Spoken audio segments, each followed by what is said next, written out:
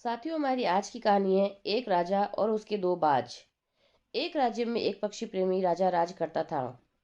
उसे पक्षियों से बड़ा ही लगाव था। उस राजा ने अपने बाग में तरह तरह के पक्षियों का बसेरा बनवा कर रखा हुआ था। एक दिन राजा के दरबार में एक बहेलिया आया। बहेलिया अपने साथ बाज के दो बच्चे भी लाया था। उसने दोनों बाज के बच्चे राजा को दिए और बदले में इनाम पाकर लौट गया। राजा बाज के बच्चों को पाकर बहुत खुश हुआ। दोनों बाज राजा के बाग में पलने लगे। जब वे उड़ने लायक हुए, तब एक बाज तो उड़ने लगा, मगर एक बाज पेड़ की डाल पर बैठा रहा। राजा ने अपने सेवकों से उस बाज को उड़ाने को कहा। सबने बहुत कोशिश की, लेकिन बाज नहीं उड़ा। अंत में राजा ने पूरे राज्य में मुनादी करवा दी कि जो कोई भी व्यक्ति उस बाज को उड़ा देगा, उसे इनाम में 500 स्वर्ण मुद्राएं दी जाएगी। राज्य भर से लोग आने लगे और बाज को उड़ाने का प्रयास करने लगे, लेकिन बाज नहीं उड़ा। धीरे धीरे लोगों ने आना बंद कर दिया। राजा हताश हो गया। उसे लगने लगा कि उसका एक बाज कभी भी नहीं उड़ पाएगा।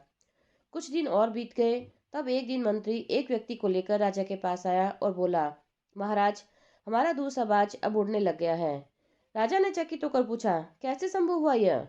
महाराज, इस व्यक्ति ने यह करिश्मा कर दिखाया। मंत्री ने उस नव आगंतुक व्यक्ति की तरफ इशारा करके कहा।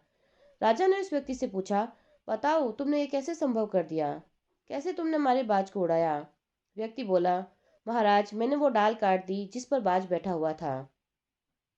अब राजा समझ चुका था कि वह अब तक क्यों नहीं उड़ रहा था।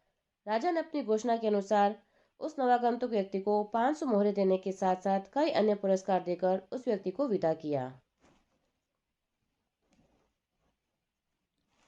साथियों, इस कहानी से हमें शिक्षा मिलती है कि हम सफलता की ऊंची उड़ान भरना तो चाहते हैं, परंतु हम अपने कंफर्ट जोन से बाहर निकलना नहीं चाहते।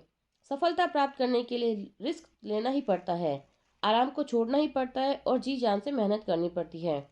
परंतु यदि आप इसके लिए तैयार हैं, तो आपको सफल होने से कोई रोक ही नहीं सकता।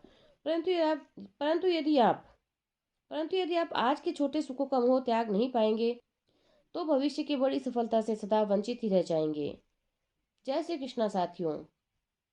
साथियों, यदि आपने अब तक मेरा चैनल सब्सक्राइब नहीं किया है, तो प्लीज़ इसे लाइक, शेयर और सब्सक्राइब कर दीजिए और बेल आइकन भी दबा दीजिए, जिससे मेरी नई नई कहानियाँ आप तक सबसे पहले पहुँच जाएगी। तो कल फिर मिलते हैं एक नई कहानी के साथ। आपका दिन शुभ हो।